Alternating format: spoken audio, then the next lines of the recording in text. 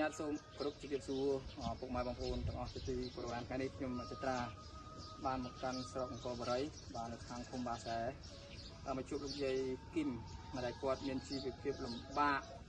តែមែនតើបាទហើយសប្តាហ៍ថ្ងៃហ្នឹងគឺគាត់តដាប់ទៅដួសទាំងឈឺទាំងជា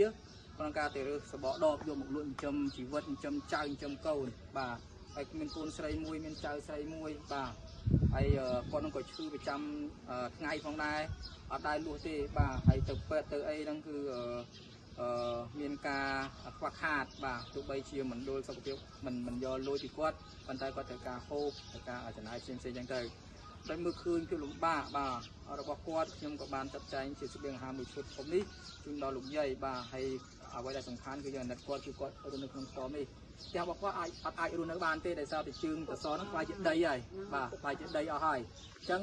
ជើងតសនេះបើយើងយកដៃទាញមកបន្តិចមកទាំងអស់បាទគឺមកទាំងអស់គឺអត់អាចរស់នៅបានទេចឹងហើយគឺបង្ខំចិត្តឲ្យរស់នៅក្រោមតង់នេះនៅក្រោមដើម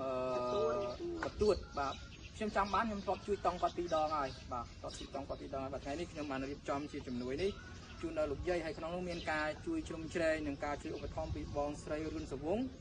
បាទបងគឺជាអ្នកដែលជួយទៅដល់លោកយាយបាទក៏ដូចជាបងស្រីបានរៀបផលគាត់បានជួយដល់លោកយាយក្នុងការដែលឲ្យគាត់មានស្បៀងអាហាររួមជាមួយនឹងថវិកាហើយក្នុងនោះក៏មានការចូលរួមបន្ថែមពីបងស្រីម្ចាស់ហាងមួយ Beauty Salon បងស្រីអូនសុកបងស្រីម៉ាលីនបាទបងស្រីបាលីឈិននិងអ្នកមីងបាលីលីវីនីតែគាត់បានរួមគ្នាក្នុងការជួយដល់លោកយាយផងដែរអញ្ចឹងលោកយាយបាទអញ្ចឹងហើយនេះជាអ្វីដែលបងប្អូនទាំងអស់បានរួមជួយដល់លោកយាយសប្បាយចិត្តទេក្មួយសប្បាយចិត្តអត់សប្បាយចិត្តអញ្ចឹងលោកយាយសប្បាយចិត្តទេស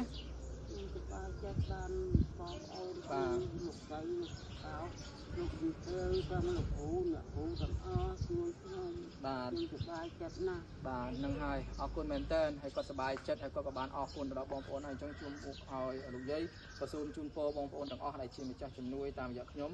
រកទទួលទានមានបានប្រាថ្នាអ្វីបានសម្រាប់ជួយក្តីប្រាថ្នាជីវិតសូមឲ្យព្រះអង្គគង់នឹងការពារថែរក្សាបងប្អូនជានិច្ចផងដែរ